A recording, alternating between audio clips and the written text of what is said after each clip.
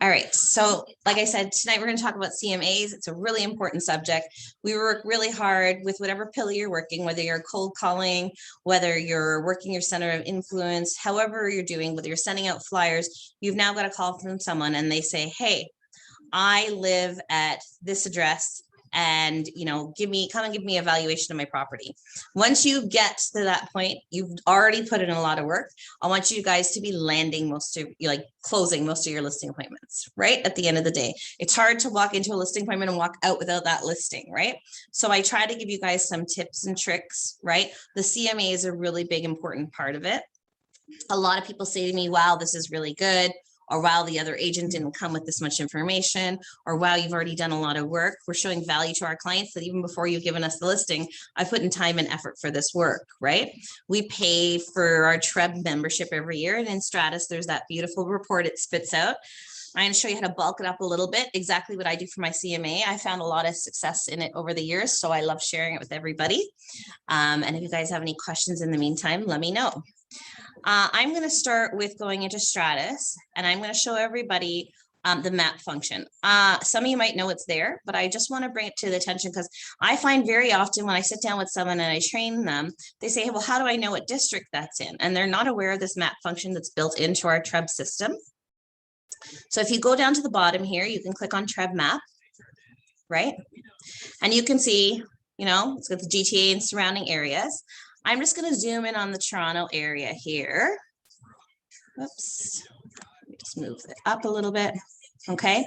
So when you're in here, this is really great. So before we used to have big giant maps hanging on the wall of our brokerage, you'd have to walk over to the map and kind of figure out what intersection your listing was at. Then they changed it to book form. Now they changed it to this beautiful interactive map, which I love. And especially when I'm training a new agent, it's definitely something I'm drawing their attention to.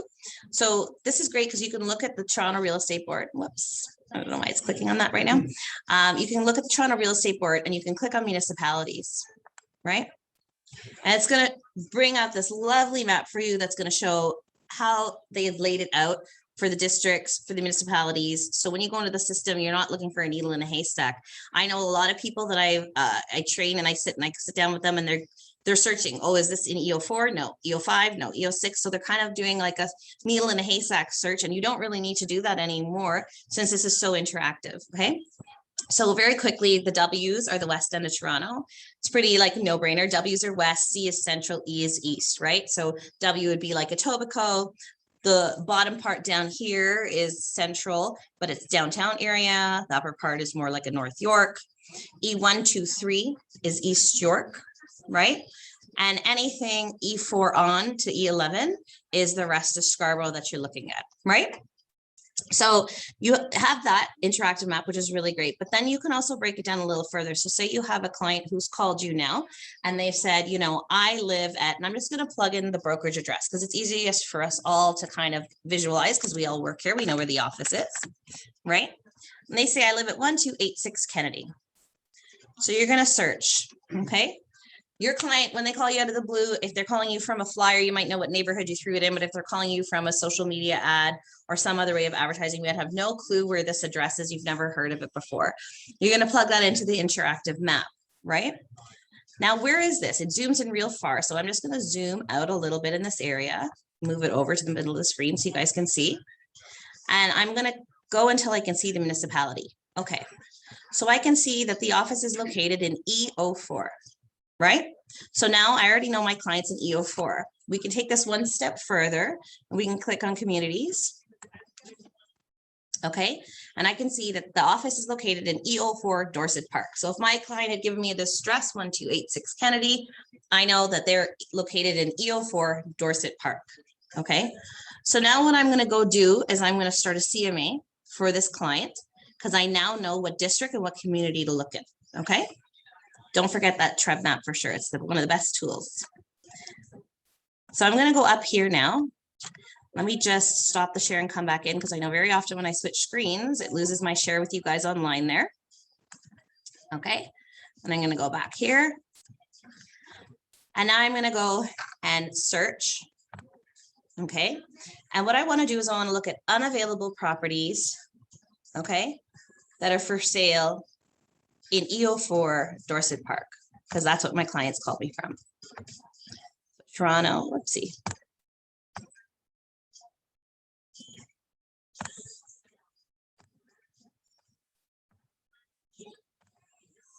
I'll go to Dorset Park here.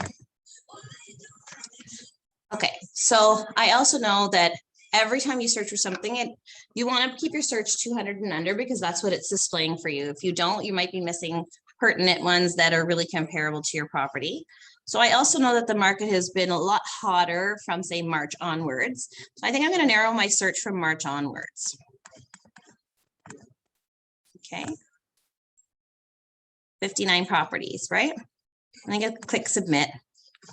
So I have all my properties there. So basically, I just want my client to tell me a little bit more about their property while I'm on the phone with them. And then I can sit and I can search and see which one of these are comparable. If you sort by sold date twice, you're going to get the newest to the top. So you see ones that have sold as recently as yesterday in the area. And, you know, you can say, okay, this is 3 + 2, 3 + 2, 3 + 2. Great. How are these comparing to my client's property? 2 of these sold at 1.2, one of them sold at 1 million. You want to go in a little further and you want to make sure you're really doing your work, because especially if you're not familiar with that neighborhood, I'm going to bet you that the client calling you from that neighborhood, if they've lived there for a while, they know that the sales perhaps on the north side of the road aren't as high as the south side of the road, right? So I'm at like the Scarborough Gulf and Ellesmere area. I live in the north pocket. It always sells higher than the south pocket. So even though it's a very, very comparable house, you're going to want to really get to know your neighborhood. Try to pull it in as much as you can and be knowledgeable when you go for your appointments, right? Okay. I want to show you also a trick after this. If your clients don't tell you too much about the property, or if you just get a little email burst off of people and you want to like get armed with some info before you get on the phone with them. But anyways, we'll just go into this quickly. Always be mindful, just as a quick refresh, you know, compare lot size, compare amenities, compare the finishes, compare the state of the house, how renovated it is inside. As you can see, this is probably like a fresher reno for this property, right? So you want to ask your clients this stuff on the phone. But what if they don't tell us this information on the phone? Where do we find out some basic information to compare the properties for our CMA, right? Where do we go and look? How do we find out how many bedrooms this property is? How many bathrooms this property is? Say it's a property that's never sold before. So let's pretend this 108 Blaisdell has never sold before. It hasn't been sold in the last 30, 40 years. And we have no idea. They didn't tell us. They sent us an email blast. And I want to call this person to kind of be prepared and let them know that the sales are around 1.2 in their area. But how do I know, right? You're going to go to your property line. Again, I find it's a tool that a lot of us click into. We look at the legal description. We grab the roll number because we need it to load our listing, right? But we're not using a lot of the other functions in here. It's a simple click, so you can see that it's zoned residential, right? Single family detached, you know, it's a detached home, right? It's 1 story, so it's a bungalow. You can see the frontage and the depth. But how do I know how many bedrooms and how many bathrooms this property has you put it in this my CMA? I'm going to go to the enhance function. And I can see that it's 3 bedrooms, 2 bathrooms. So 2 full bathrooms, I'm assuming, unless it's been loaded incorrectly. Excuse me, there's no fireplaces. It's got an attached garage, single garage, right? Garage spaces, no pool, not a split level, right? Zoned residential. Okay. So that's a good tool to go and use when you're blindly going to this listing appointment for a house that you've never been to before. And then be mindful. Like I used this tool the other day, but I was very mindful that the lady had owned the property since like 1990 and it was sold with an unfinished basement. So one of the first things I asked her when I was speaking to her before I created the CMA, because a lot of people over the years, it's a popular trend to make basement apartments and is it separate entrance?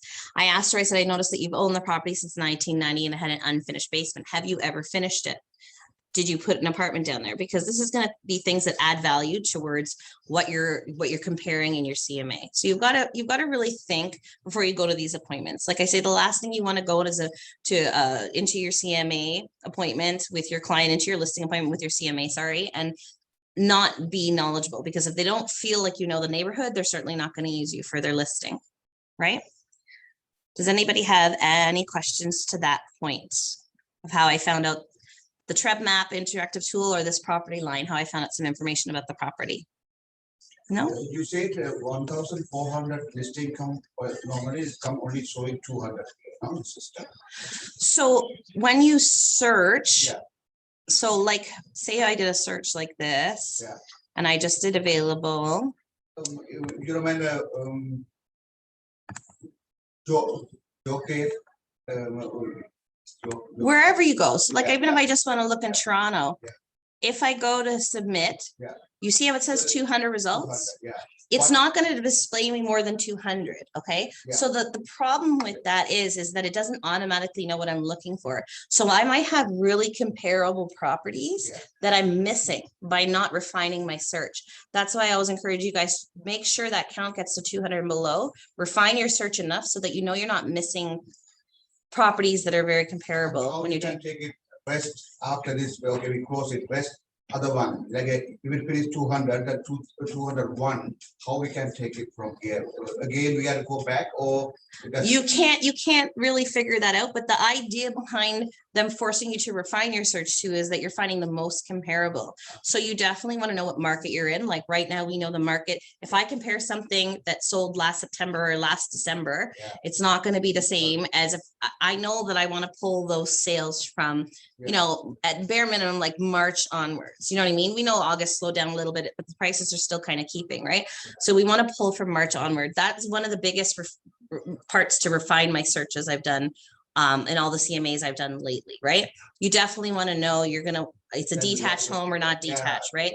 Once you start picking those things and also honing in on the area, it's gonna bring it under 200. Right. I just keep on reminding people of that because some people don't realize that when they're searching, if it's over 200, you're not going to see it on your screen in your search. So you really want to try and refine it right at the end of the day, for sure. Okay. I'm going to do a quick recap on doing your CMA for anybody who's watching this back who hasn't used this function yet. So like I was saying, the CMA is a really good tool. It's literally 5 minutes of our time. So you can see I'm always constantly doing CMAs, right? It's a really good tool to use to bring to our clients to show that we've already given value. We've already done research for their property. We're already working on their behalf, right? So many listing appointments that I come up to are impressed because I put it in a nice folder for them and I leave it for them. And it's also something, don't forget, we're kind of saturated in a social world right now. I've been asked quite a few times, especially by younger agents, hey, can I bring it in and put it as a presentation on my iPad or my laptop? Absolutely. If you're tech savvy, do it. It is impressive. I still encourage you to print it because if they're interviewing more than one agent, you have that booklet that is now left on their table. I always say, I'm going to leave this with you. It's for you to keep. I put some extra goodies in which I'm going to show you guys as well. And even though I've shown them something on an iPad or a laptop, which I always have with me, that's a reminder on their table to call me back. You know what I mean? If I haven't landed that listing appointment, I haven't closed that listing appointment right then and there, I'm leaving that reminder with them. It's not just my business card, right? They see the work and effort that I put in. Okay, so I'm just going to name this one training because I'm not sure which property we're going to end up picking. Actually, you know what? Maybe we can go back and pick a property real quick, just a random one out of the air, because I'm also going to show you guys how to pull in the information and not have to fill out your whole report. So we're going to go to search. And I'll just go back into that EO4 Dorset Park area. We'll pick the Blaisdell one we were just looking at, for instance. So Toronto, EO4, Dorset Park. Okay. And okay, oh, maybe I had to pick the whole BO4. So we'll just pick, we'll do this one. This clicked on the wrong one. Okay, so this is the one I want to do, 45 Arbutus, right? So I'll just name it 45. I tend to sort mine by property, but you guys can sort however you want. And it's a residential freehold, continue. And we're just going to say that my client's name is John Smith, right? You can fill in this information if you want to. Okay, I generally don't, and I'll show you guys why, because I stuff extra stuff into my report. So this is why you're going to want to find an old listing of your property. Okay, so everybody knows how to search by archive. Do you know how to do the archive search? So when you're doing a regular search in the system, I hope you guys are all aware, the farthest you can go back is 2 years. So if you have a person that's purchased a property in like 1990, for instance, you're not going to find it in a regular search. You have to do it in the archive search. Okay. And when you do the archive search, let me just do a quick one here. When you do an archive search, okay, you have to know what community or what municipality it's in, the breakdown. So if you don't know, the Trev map is a really good tool to go back and use. So what I'm going to do is I'm going to go on available, but now right now I know I'm searching for a property. It was purchased 20 years ago, say, right? I want to go to include archive listings. I want to come here and I want to go to Toronto. Okay, we'll just pull up my property for the fun of it, just off the top of my head, because I know I purchased a while ago. So E09. Okay, I don't have to pull up the community. I can if I want to, but I'm just going to plug in an address here. Okay, and I can see that there's one sale. Okay, one sale, right?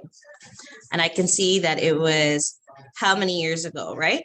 2003. So I'm pulling up an old sale by going into archives. Okay, you cannot find this if you just do a regular search. So we'll take this address, right? And we'll just go and we'll do a regular search. So if your client says, oh, I bought it in 2005 and you're having trouble finding it, you're not doing an archive search. You're just doing an unavailable search. So if I go and I just do my regular search like this.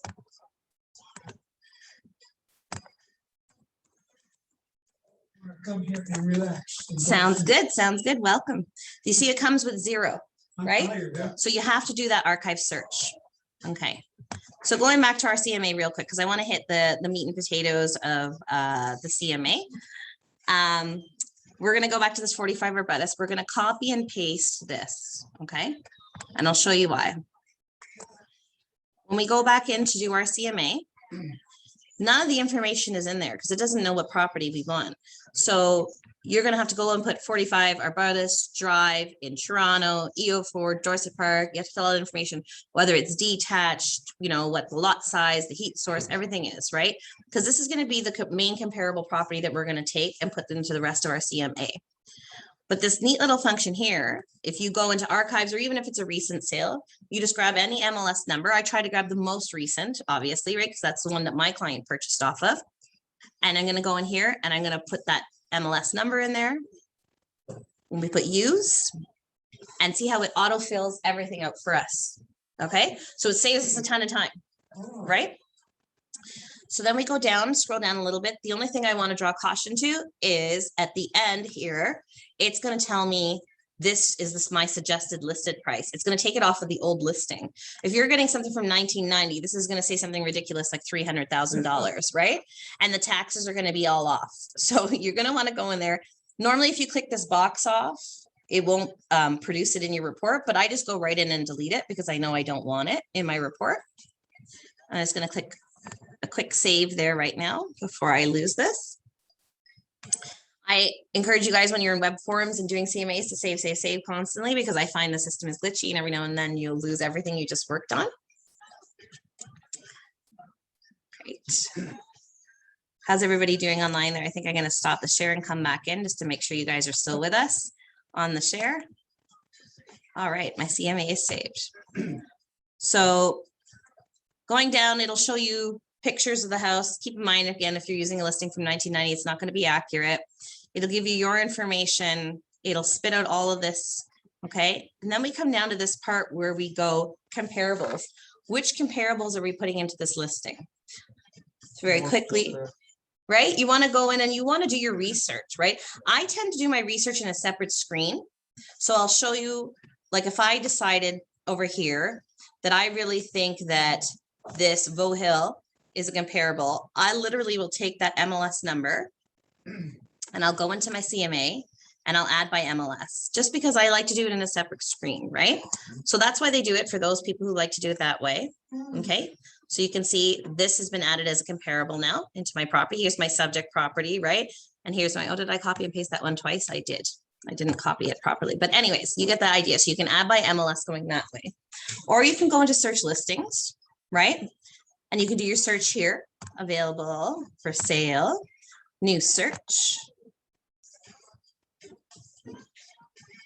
And you can go in and search again, Toronto, EU4, right? Dorset Park, great. It's going to bring up those same 7. And I can choose it this way. So I can say, hey, I like this one and I like this one. And I want to add it to the comparables in my CMA. Okay. So now you can see there's the one that I added manually. And there's there's the 2 that I added through the search listing function. Okay. Either way is fine. However you like it. You can add it if you've added it to your listing cart. I don't know if you guys use listing cart very often, but you can do that as well if you have some in your listing cart, but it's all there in your report. So now you see, literally, I took long to explain this to you guys within 3 to 5 minutes. You know, you can do this. You can do it running at the door for an appointment. Literally takes you 5 minutes to go in. All this was auto-filled by just the right copy and paste of an MLS number. I only need my client's first and last name, and I only need 3 to 4 good comparable listings. The rest of the report is entirely done for you, right? So now I'm just going to go to print here and I'm going to show you, actually, hold on, let me go right down to the bottom so I can show you the options.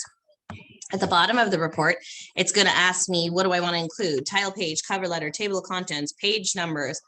In its full glory, if you just click and go to print preview, it's going to give you this gorgeous report, right? Looks great. Got a cover letter, table of contents.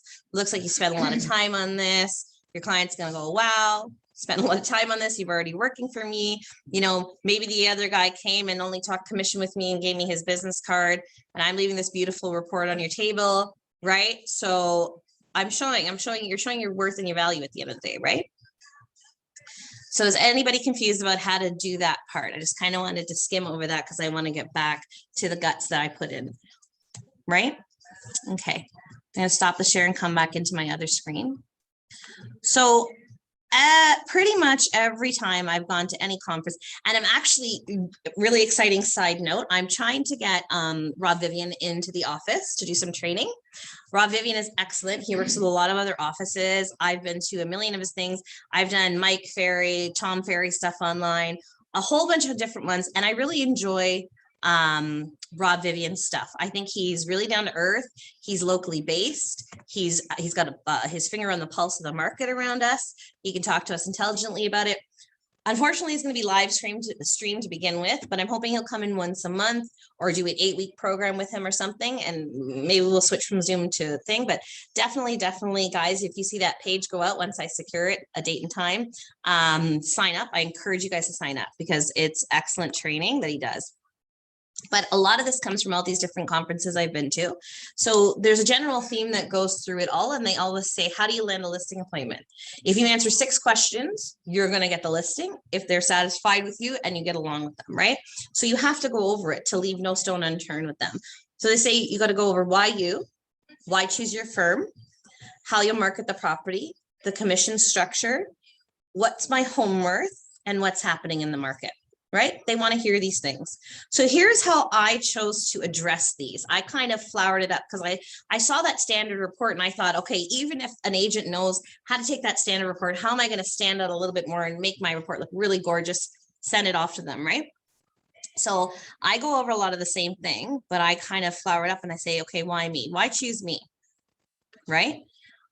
I've recently relogoed it since I came to this office, but I kept a lot of content the same, you know, and I just tell them, what is it about me? Give them a little bit of statistics on you. Or you're a really hard worker. Do you have good communication skills? Are you a really good negotiator? Do you have a good track record, you know what I mean, of selling? Just boast your skills, you know what I mean? Tell what it is. So I always tell my clients, nobody outworks me. And a lot of my clients and, you know, my agents that I end up working with know that, 11, 12 at night, very often I'm answering my phone, right? So I always tell my clients this because I want them to know that I'm going to be working in stress until your property is sold, right? The second one is I'll always tell you the truth. I'm not going to say, oh yeah, I'll sell it for this high price. I'm not going to tell you it's beautiful. It's not. I'm going to critique stuff. I'm going to give you true value and truthfulness at the end of the day, right? So just a little blurb, you guys, like I say, I've offered before, I can share my CMA with you guys and you can copy it, but I encourage you guys to pick something that's really good. And once you prep these, it's like a print and go. I print the CMA from Stratus and I print this and I run out the door with all of it, right? And then they say, why your firm? So we have to use the strength of RE/MAX, right? RE/MAX is the most powerful brand, right? Neck and neck, I think, with like Century 21, but there's just some amazing things that RE/MAX offers. We're reviewed 3-to-1 online. The SEO marketing is crazy. So truly, as a RE/MAX agent, when we're putting a listing online and someone's doing a Google search, we add that front page annihilation where realtor.ca is definitely coming up because Treb is just a really strong board. But then a RE/MAX agent, if someone just Google searches condo in Scarborough, right? I guarantee you it's mostly RE/MAX agents coming up on that front page, right? So you got to tell these people it's like a social media world out there. Everybody's doing Google searches for their home. That's where all the home searches are starting, whether they're on their phone on, all these different house sigmas and stuff like that, or whether they're doing Google searches. It's all starting online, right? You got to let them know that our online presence is really good, right? I throw in a couple stats just for the people who like stats, like RE/MAX was founded in 1973 in Denver. There's approximately 8,600 independently owned and operated franchise brokerages, most widely recognized brand in the world. That's super important. Push that. You guys pay to be part of this franchise. You have to use the strength of your franchise. 73? Sorry, 1973. Yeah. Yeah, right? Yeah. Excellent. For more than 20 years, RE/MAX has been a leading real estate organization in Canada. Now, when I switched here, I was at Century 21 for so many years. I knew those stats off the top of my head. I had to do a little research when I switched here to pull up these stats. So if you guys have any interesting things you can add to it or anything you find online, this is not what you have to put on. I'm just giving you an idea. And sometimes my clients really like joke and laugh about it. They love it, right? In 1978, the red, white, and blue hot air balloon became the official logo, right? RE/MAX is short for real estate maximums. Who knew that? I didn't know until I looked it up, right? Collectively, all RE/MAX affiliates have raised 147 million for the Children's Miracle Network hospitals in 20 years of sponsorship. I love that. You guys are going to find out real soon. I love fundraising. I love doing stuff for the community. I'm trying to think of some good things we can do as an office. I used to do a lot of food drives and clothing drives and stuff at the other office. We're going to get involved in the community a little bit. It's a really good way to give back, get our name out there in the community, right? So I like that stat for that reason, right? I like to show that our brand is helping, right? On how you will market the property. So my listing plan of action, I literally give them, how am I going to market your property, right? I'm going to research current and past neighborhood sales and price your home competitively. That's the booklet I've just brought to your house, right? I've already proved that to them.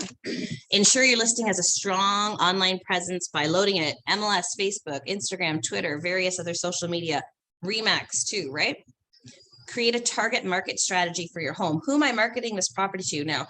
Am I going to go on social media mostly because I think it's younger generation and first-time home buyers? Am I going to go door knocking? Am I going to put it in the newspaper because I think it appeals to a certain demographic and advertise in certain areas, right? On the radio or depending on where I think it fits, right? Conduct a photo shoot of your home, of course. Please don't be those agents trying to save a buck and taking pictures with your cell phone. It's one of the especially right now during COVID times, all our listings out there need such a good online presence because everybody's vetting a lot of things online. They're not running it and seeing the 40 homes they used to see before. They're vetting them through our virtual tours, our 3D tours, our good pictures online. You're doing your client a disservice if you're not spending the money and doing that, right? Develop feature sheets to showcase the highlights of your home. I found I was continuing to do this and my feature sheets weren't getting picked up as much during COVID, even though I still might have had a lot of showings. So I'm not sure about that at this point in time. Create just listed flyers to distribute to my buyer leads, all agents in the area with prospective buyers and as unaddressed mail. So this is important. I even said to my last listing appointment I went to, I said, hey, I'm an active agent. I'm not a passive agent. I'm not just going to throw it up on MLS. This is something true that I'm going to do. Always put down the truth. Don't put down stuff in this CMA that you're not going to do. But I know that I'm definitely sending out that just listed, just sold, calling the neighborhood, doing like an active part to help my listing move. Add additional exposure through professional sign and lockbox. right? Constantly update you with any changes in the marketplace and how they may affect the sale of your property. Did the mortgage rules just change last week? Because that's why your showings have halted. Who had that happen, back in, what was it, June, right? Everything kind of halted for a week or two. Everybody kind of takes a minute to readjust and then go back to normal, right? You want to keep up to date with your clients. This is what's happening. Follow up with agents that show your property and provide you with their feedback. Super important. I was trying to sell a townhouse on Beach Grove once, and I couldn't figure out why it wasn't moving. And that's because the second bedroom, the people were sort of using it as an office and a gym, and it looked really cluttered. So the feedback I was getting is from the agents kept on saying, oh, my client's not sure that they can use that second room as a bedroom. And I'm thinking, what? It's almost as big as the master, right? So what I did is I gave my clients this feedback. They declutter the room and, stage it as a bedroom for the short term while doing their showings and their property sold. It's super important to get that feedback back from your clients. If you get the feedback automatically on your phone, share it with your clients. You should be actively calling people who show your property so you can get that feedback so you can help push your sale to find out why it's not moving, right? I represent you on all offer negotiations and utilize my skills and experience to guarantee that you get the best price and terms. So that's what I throw in for my listing plan of action, right? And then my favorite slide, which I guarantee you guys are going to get so sick of, but it's important for whoever misses it to go over it over. Anytime I can throw it into a training session, I'm going to throw it in. How do we get more commission at the end of the day, right? Let me just highlight my mouse here for a second. Right. So everybody knows we start with a 5% commission, right? We're going to go and we're going to tell our clients, okay, hey, they're going to ask us inevitably, every single one, hey, can you reduce your commission? They see a lot of advertising for 1%.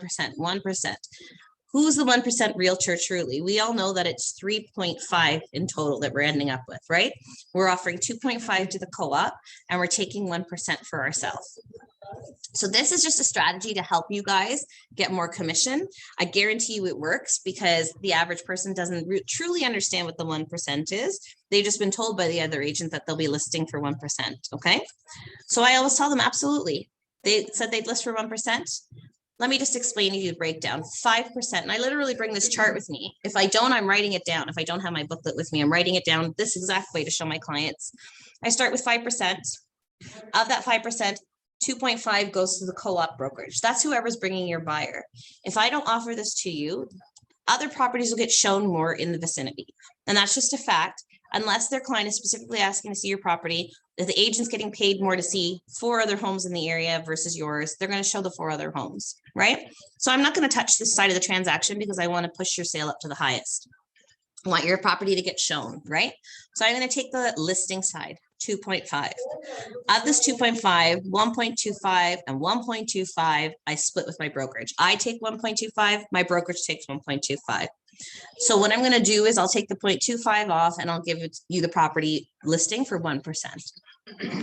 99% of the time I get told, okay, that's great. Thank you very much.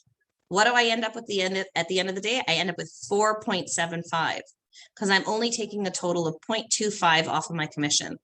Okay. I'm not taking 1.25 off my commission.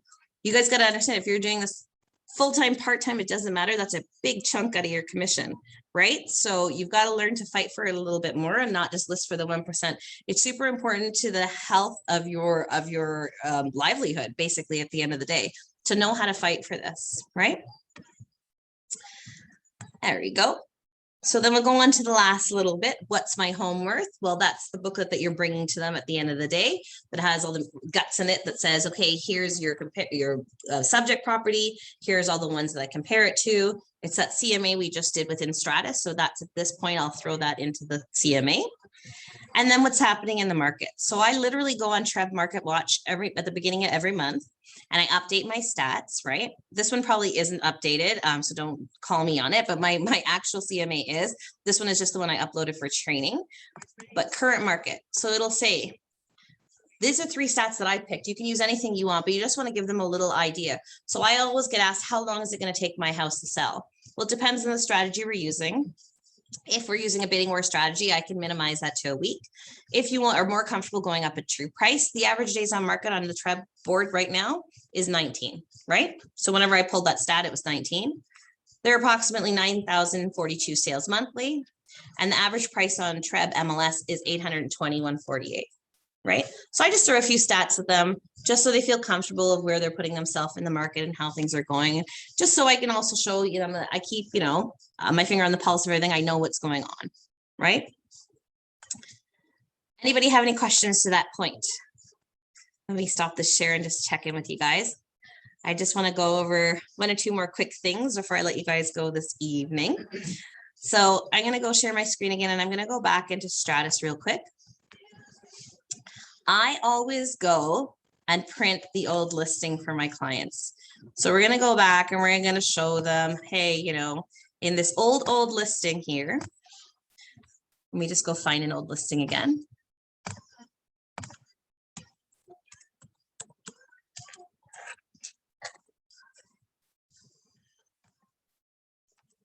See, it won't let you look for an archive search unless you pick the municipality. That's why you have to know. So your Treb map, if you're not used to the district codes yet, you have to get used to the Treb map. It's going to be your best friend for a little while.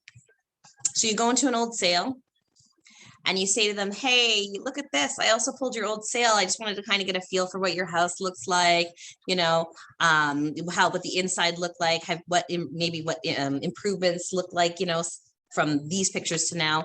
There's no pictures on this listing. I don't know why, but anyways, I always pull it and they always get a good kick out of it. Very often they'll go, oh my God, yeah, I remember that's what the house looked like. Look, it had a crazy, purple, trim and blue garage, and it was crazy, or I tore those trees out, and oh, I remember the beautiful roses that were there, they always get a kick out of it.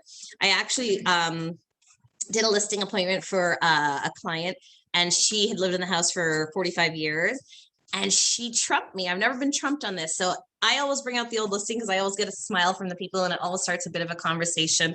And the more you can get personal with your clients, the more you're likely you're going to land the appointment because they want to feel comfortable around you. But this lady pulled out her original listing that her agent gave her. And for those of you who I'm going to say, minimum 20 years, probably more. But I remember when my father was growing up, we're so lucky to have the Stratus MLS system. Before you would search like this, it was literally a phone book that would get delivered to the front desk and you had to look through. I remember helping my dad as a little girl looking through, and the pages were there and they were perforated, and you could rip the little square out, and it was literally just the little square. And you'd bring that little piece of paper to your client to show them that this is the property, and the back had a very minimal information on them. No pictures to flip through, just basic information. They'd have to judge from the outside. Okay, I want to see this. And, God forbid you weren't the first person to grab that book in the morning and the other agents in your office had, those listings would be gone because they'd be ripped out. You never got multiples. They would drop basically one phone book off. I don't know what the frequency was, maybe once every couple days or something to update them. But if one agent made it before you and ripped that square to take to their client, that was it, right? So we're really lucky to have this MLS system. Use it, print their old listings, make them happy. The last thing I add into the report is the property line, which is really good.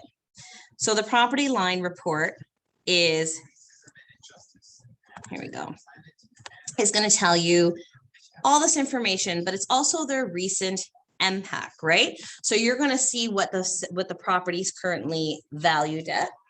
A lot of people haven't got their MPAC report recently, but I go into the full PDR because I like the whole report. I don't know if you guys print the whole report ever, if you're familiar with it or not, but you should, because your clients, it's a really good tool. I actually use this tool sometimes for my buyers as well, because very often we'll get asked, well, what's the demographic of a certain neighborhood? It'll show you the roadmap of the area where the house is located and all the demographic information about the neighborhood, which is really good to share with your clients. Like I say, very often I pull this for my buyers as well, right? So that's just another little tip or trick you guys can use to add into your presentations there, right? So I'm going to stop the share here for a minute. How's everybody doing online? Is everybody good? Do you guys have any questions about anything I went over this evening? Like I say, watch out for, I'm going to be booking some Rob Vivian. I've booked us collaborate training for October 5th. which is coming up quickly, but keep the date open. I just can't really, I don't want to bombard you guys and page out so many things at the same time, because then it all gets confusing. What date is what training, right?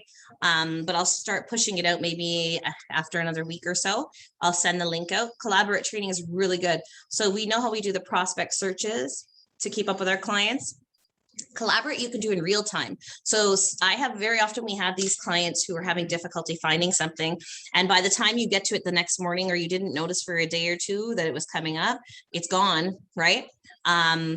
Collaborate you can have you can check a little box saying that, hey, you know, I want to know in real time, and it'll literally spit listings to you that match your client's criteria over the whole course of the day. You can have it hooked up to your phone.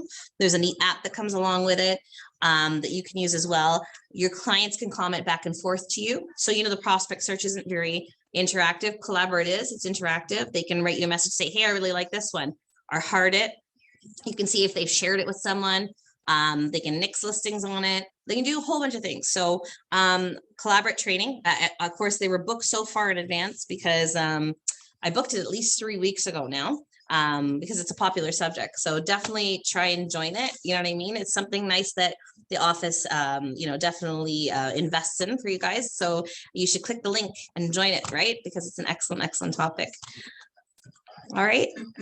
Everybody good online? All right. Everybody have a good week, and let me know if you need anything. All right. Have a good evening, everyone. Thank you.